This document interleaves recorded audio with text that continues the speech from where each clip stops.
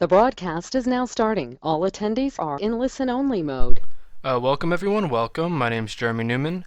Before we get started, we're going to wait a couple minutes just in case a few people come in late. In about 2 or 3 minutes, we'll go ahead and get started with the webinar. Thank you for your patience.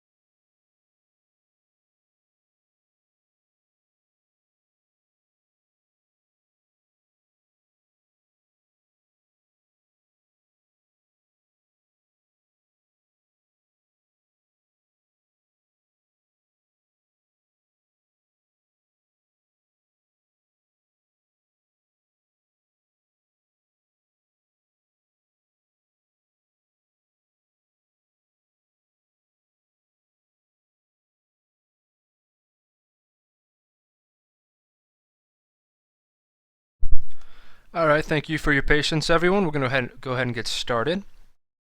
So as I mentioned, my name's Jeremy Newman. I'm actually an account manager over here at RelSci. So you guys are some of the first pro users we have for our consumer site. It's very exciting that we're launching that for individuals. I'm excited about it. The entire team over here actually is extremely excited about the pro launch. So to kind of give a bit of background on these webinars, we'll probably host these about once to twice per month. We'll go over the pro site, some use cases, and any questions you may have about RelSci, whether they be high-level questions or more granular use cases. So if there's any technical difficulties, if you can't hear me during the webinar, if my screen starts lagging, please let me know. You can type into the question interface and just let me know, you can't hear me or the screen's lagging, and I'll try to fix it as quickly as possible.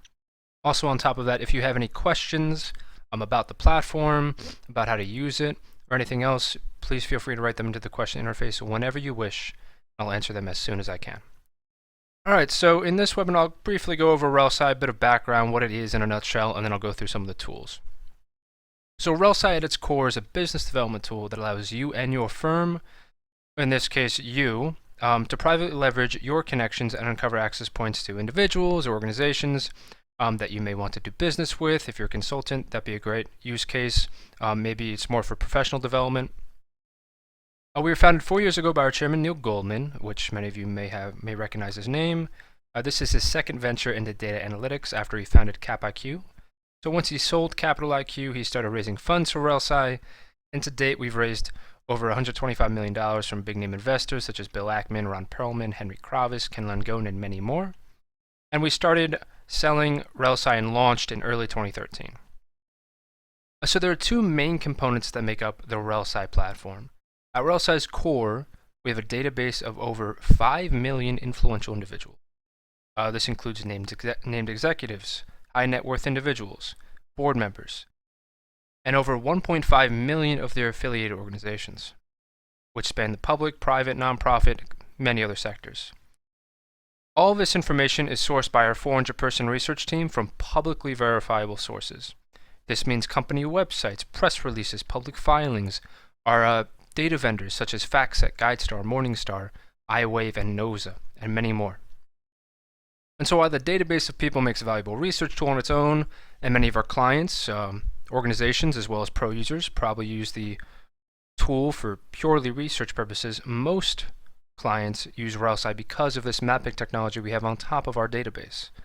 So all on top of this people data, this organizational data, sits our mapping technology, which allows you as a user to map your relationships to the RelSci universe in a completely private and proprietary way. Alright, so a few things to mention that I always go over with pro users and with my clients, that are organizations, before getting into any training. Number one, we are not social media. So no matter what you do on the platform, if you follow someone for news, if you upload your relationships, if you search for people, they will not be notified. Number two, as I mentioned, we don't contain any user-generated data, so there's no LinkedIn, no Facebook. Everything must come from a publicly verifiable source. And number three, currently we don't give out any contact information. This is intentional. We're not a contact network. Rather, it's best used to get that warm introduction. As a small caveat, we are working and developing a partnership with Dun & Bradstreet to implement contact information. So you'll kind of be kept apprised of that. It should launch in late December, early January, but I'll kind of keep you guys apprised of that as we move forward. All right, so when you log in, this is kind of what you should be seeing. I'm in a demo account of my colleagues. So when you log in, you'll actually come to this home screen right here with 360 alerts. But the most important thing is, if you haven't done it already, or even if you have, is my relationships. So these are the people you can leverage: your Rolodex, your contacts. It could be your friends, colleagues, etc. that you load in here. And there's a lot of different ways you can sync your contacts. If you click Add More Relationships here underneath Relationship Management, these are all the various ways we allow you to sync your contacts. So Outlook, we have a mobile app for iPhone and Android, which is very popular, especially among commuters. If you're on the train or on the bus, pull out your iPad, pull out your phone, look at the news. Or even better yet, if you're right before you go into a meeting, let's say, you can pull up someone's profile and check to make sure they're not in the news recently, or they haven't, switched any positions or joined a board. Exchange, LinkedIn, Salesforce, and CSV. So in general, a lot of people like to use Outlook or the mobile app, but if anything else, if you have a lot of different disparate sources you're pulling contacts from, use the CSV option, and you can load in your data that way. The only information we need for an automatic match to RelSci is name info. So this could be full name, it could be first name and last name, and some type of company affiliation. So it could be a company name, prior, current, board affiliation, or if you have email address, we just pull the domain and match the company based off that. So once you load in your relationships, it'll go through the matching process. And one thing I do want to mention that's important is you might load in 500 relationships, let's say, or 300, whatever it may be. And only maybe 150 match. That's great. And let's say 100 don't match. Well, what happened to the other ones that are not no matches? They're in between. We call those potentials, and they're in this tab right here. So I'll click over. So what potentials are matches the system wasn't 100% sure about. And since we don't want to give you a false positive, because that's actually impacts you in a negative way if you think you can leverage someone and you really can't, we kind of, if it's not 100% match, if it's 95, 90%, we'll put it in here. And what you can do is, this is always here, all this information's here. You can go through and actually check off and make sure these are the correct matches. So Jeff Chen, Managing Director over at Lazard, is what I uploaded the information.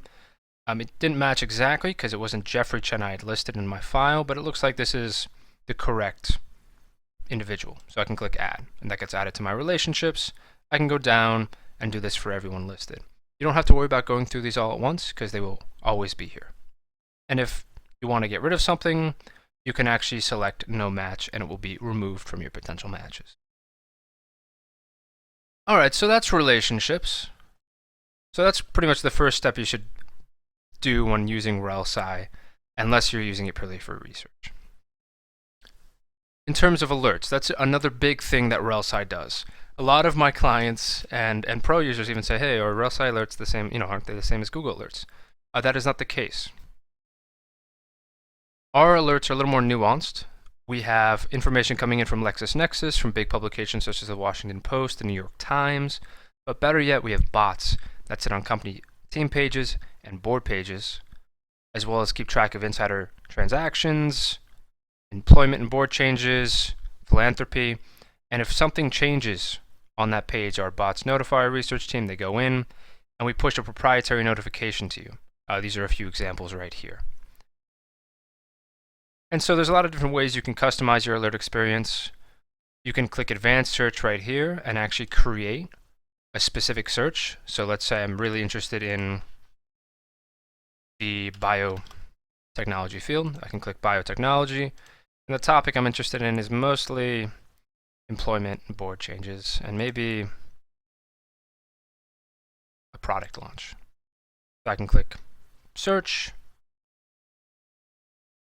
pull up the information. This could be a spot search right now, right here. Or if you want to continuously receive information on this, click save as an alert source right here. Hit save. And this will actually create an alert source so you keep getting emails and on your homepage keep getting news about this topic. To see your alert settings, click your name at the top right, go to My Alert Settings, click into it. You can get very granular with what gets emailed to you, with what shows up on your homepage. It's very customizable. For example, My Relationships, if you don't want to get spammed with a bunch of articles about your Rolodex, just click this filter button at the top, filter by industry, filter by topic. Maybe you only care about employment and board changes for your Rolodex. Like, I just want to be kept apprised of who is where, who's leaving where, and that's what a lot of clients do. You can also do it by topics. This is the custom source that we created earlier. There's also a tab for email settings. So if you like to get a lot of news on your, let's say, mobile device or on your computer, that's great. But let's say for your email settings, that daily blast you get, you only want the most important news. What you can do is come in here and say, I really only want to receive news on my relationships. And so the email will only pull up news on your relationships, but the homepage will still have all your news that you're interested in. All right, so the next topic is pulling up profiles and profiles in general. So I'm going to pull up an organization first. I'm going to pull up Amazon. So type it into the smart search bar at the top left. Wait for the drop down, then select the correct profile from that list. Once you select the correct profile,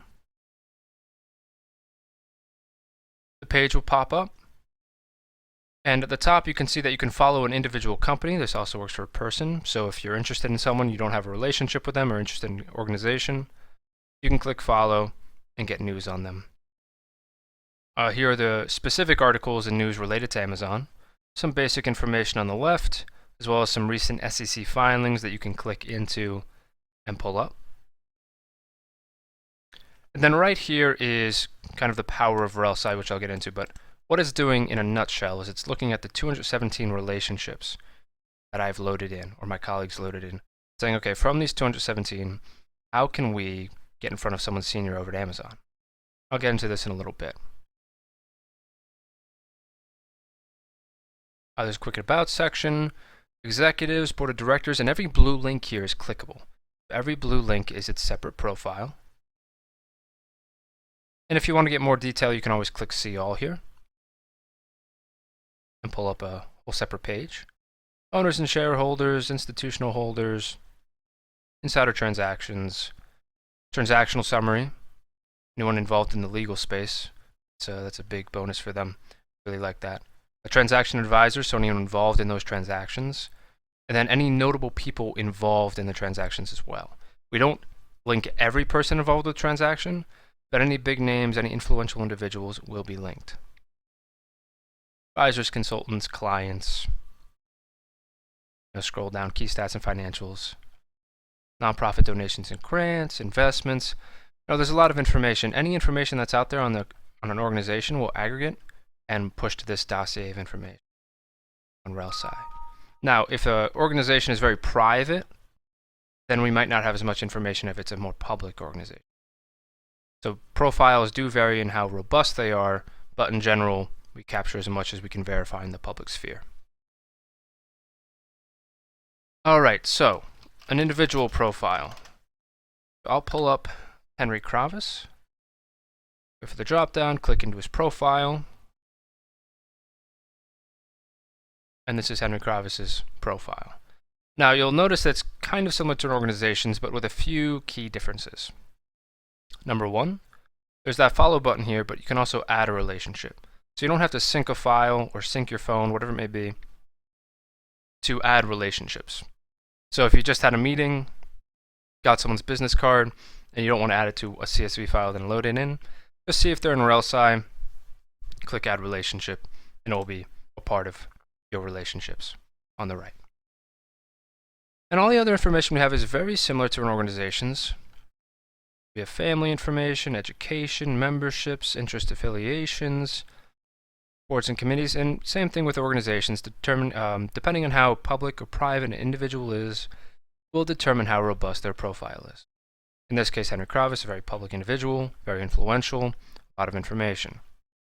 However, there is one key difference between a person's profile and an organization's profile. So at the very top, if you notice, there's actually what we call RelSci relationships, top left.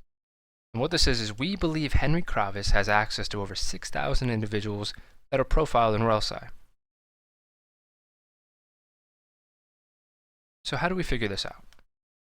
So if we go down to relationship summary here, this is his virtual Rolodex of individuals, those 6,000 that we believe he has access to. So if we open it up, it lists out everyone we believe Henry has access to. We're not guaranteeing this. Henry hasn't come in here and said, oh, I know George, I know William, I know Todd. And George hasn't come in here and done the same thing. Our algorithms on the back end are looking at all the public information we have on these individuals and the organizations they're involved in and seeing where there's overlap. And you can see those overlap points under the connections to Henry here, but we go in a lot more detail than that. If you hover over the strong indicator, so relationship likelihood, strong, it's red. Over that, little baseball card pops up. Looks like there's a personal connection here, their extended family, involved with KKR, currently heavily involved with KKR, have been for a while. So you go down and see all these points they have in common together. And we take a look at boards. Do they sit on the same board? Is it a large nonprofit? That's less likely that they have access to each other. Or is it a small for-profit? Have they sat on the same board for 10 years, 5 years? Is it a current position or prior position? We do that for transactions. We do that for LP investments, personal relationships, etc. There's over 350 relationship points that we use to determine this strength indicator. And we list it as a strong likelihood, an average likelihood, which is orange, or a weak likelihood, which is yellow. And so you can come in here and maybe look up one of your connections, your personal connections, a friend, a colleague, a professional connection, and see who they have access to. And kind of see who they know without actually asking them, who do you know?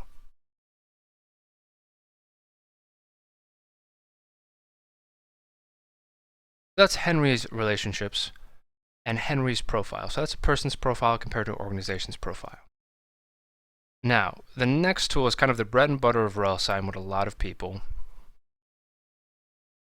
use the most in RelSci. It's the most popular tool by far for pro users, for nonprofits, for financial institutions, wealth management. What it allows you to do is go from your relationships to a target. Now, this could be an organization or it could be a person. So I could type in Melody Hobson, for instance. Select her profile. And hit show paths. And it will show me the best way that I can get in front of Melody Hobson. Now there's different types of paths that you'll see. In this case, the paths that are showing up first are multiple hops. So it's saying, okay, from, I've indicated that I know Samuel here. If you hover over the red line, it doesn't say why. It's because I've privately tagged I know Samuel. Samuel, we believe, has access to John.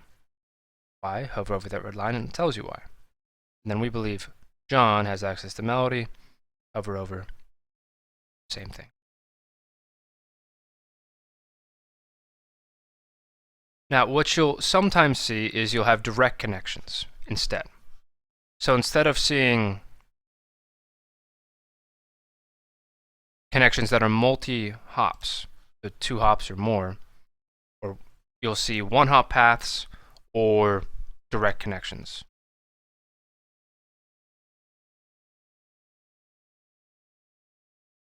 So if we go to Metric Capital Partners, for instance, and hit Show Paths, you'll see some 1-hop paths and also a direct path here. So it looks like I've indicated that I directly know Alistair. Why? Hover over doesn't say why, but Alistair can also get me in front of John here. Hover over, this is why. Obviously, they're connected through Metric, etc. It also looks like Ramez here Get me in front of John Rashish, who's a managing partner over there currently. It looks like they actually have a connection. Looks like they were involved with Towerbrook Capital Partners together, Towerbrook Foundation. Common items here are things that don't factor into the algorithm, but we think you should know about. So it looks like they're both alumni of Harvard. So that might be, a likely access point there. And Pathfinder can do a lot more than just this. So you can do it from an organization, you can do a person, you can filter this. So if I'm looking to get in front of Metric Capital Partners, I can go after the C-suite, I can go after board members, maybe a specific role here. I can type in COO, for instance. Better yet, I can choose, okay, I really am not interested in prior positions at Metric. I don't care about those people. I want to target the current board members or the current executives. You can do that as well. You can also filter, lots of different filtering options. Choose what type of relationships you want to filter. So if you're not interested in board relationships or you're not interested in transactional relationships, you can filter those out. You can sort it. You can also group it. Grouping is really just a way to organize the paths. So in this instance, looks like, through Alistair, there's a direct connection. We click that. You can actually get me in front of a lot more people than just John Connolly. And you can change that. So instead of these paths popping up under the first degree, you can do it under the target. And that's useful, so it gives you the best path to a target at an organization. So the best path to John Connolly, the best path to Peter Cornell, etc. But what's great about Pathfinder 2 is you can go from any entity to any entity. So I can go, instead of my relationships, I can go, okay, well, I have an association with Relationship Science, LLC. So I can use Relationship Science public profile, not private information, and see if there's any public paths between these two organizations. And you'll see the difference here because all of this is public information. You'll also see these little hooks, which shows the strength of connection to the organization. So John Connolly, strong connection to Metric Capital Partners because he's currently the chairman. David Moore, strong connection to Relationship Science, currently director and involved with the board.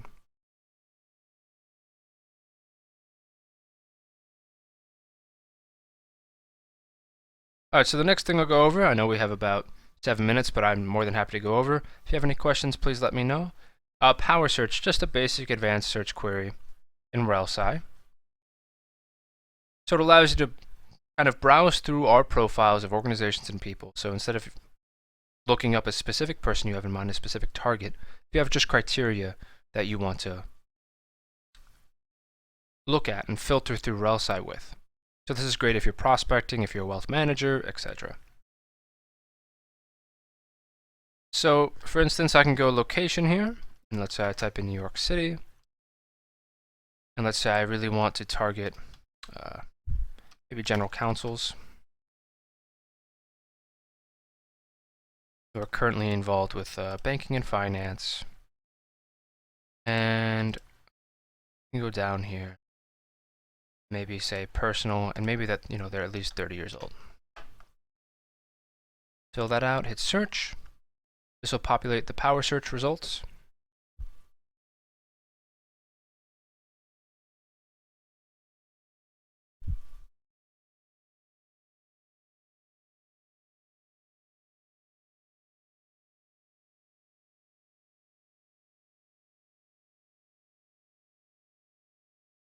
And once these populate, you'll see why these individuals, we have 169, are on this list, why they fulfilled our criteria.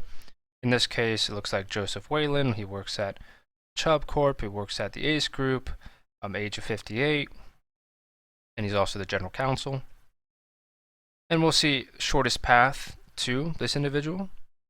You can also see any direct connections if I clicked over to my relationships here, but we have 0 currently. And then also extended. So extended are people that we have access to, but not a direct connection to. So you'll see Joseph Whalen pop up. See Matthew Mallow. Looks like I'm connected through Benjamin Babcock. So this is a great way to quickly see, okay, who, might I have access to? And you can also do this for organizations as well. Different set of criteria, but kind of the same idea. All right, so donor search is mostly for nonprofits. It's looking for potential donors. I won't get into that right now. Investor search, kind of a similar thing to donor search, but for the for-profit side. I'm looking for investors, looking for acquirers. Maybe you have a fund going on. You want to see people that might be interested in investing in that fund. It's the same type of idea.